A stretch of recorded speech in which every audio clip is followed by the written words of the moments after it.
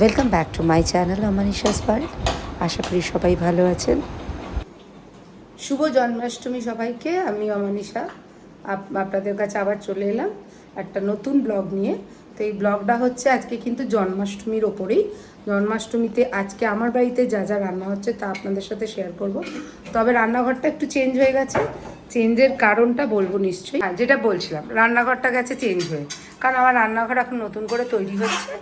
আর জন্মাষ্টমীতে এই যে আমার হয়েছে জ্বর, আর সেই জন্য আমার ছেলে সব রান্না করছে।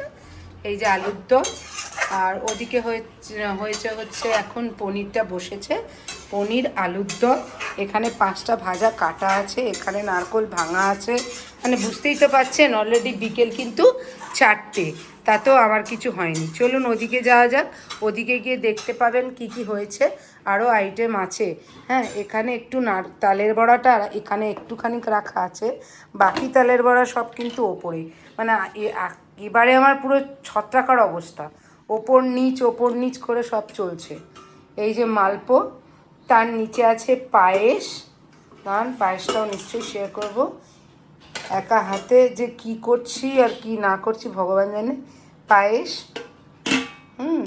এখানে একটা আলুর চচ্চড়ির মতো করা হয়েছে। তার কারণ হচ্ছে গোপাল ভালোবাসে কিনা জানি না, কিন্তু এটা অ্যাকচুয়ালি করার ইচ্ছে যে একটু সাথে পরোটার মতো করে দেবো। কারণ আমার বাড়িতে আমার যিনি কর্তা আছেন তিনি কিন্তু একদমই লুচি খান না, তাই তার জন্য এটা করা।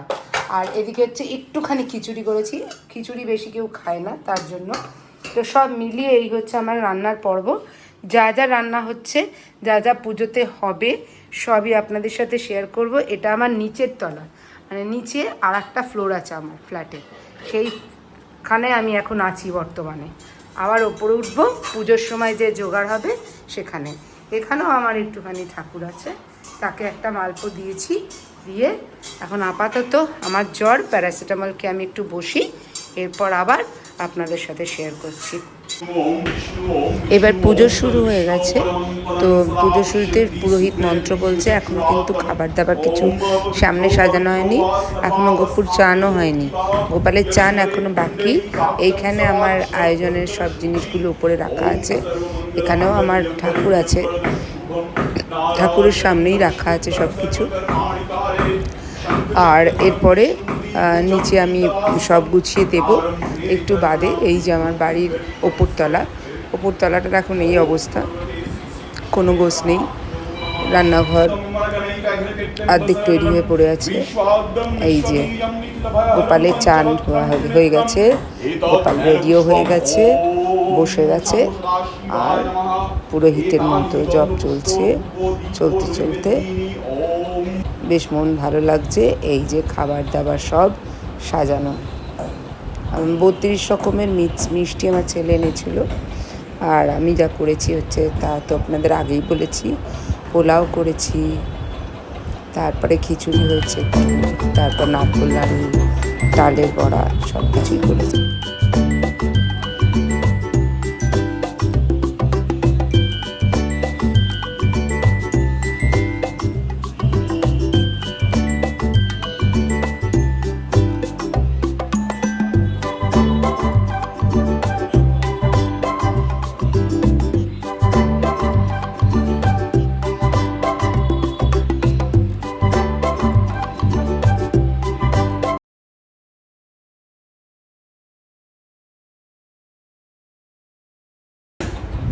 আজকের এই ছোট্ট ব্লগটা ভালো লেগে থাকে লাইক শেয়ার সাবস্ক্রাইব করে দেবেন প্লিজ। টাটা, আজকের মতো গুড নাইট।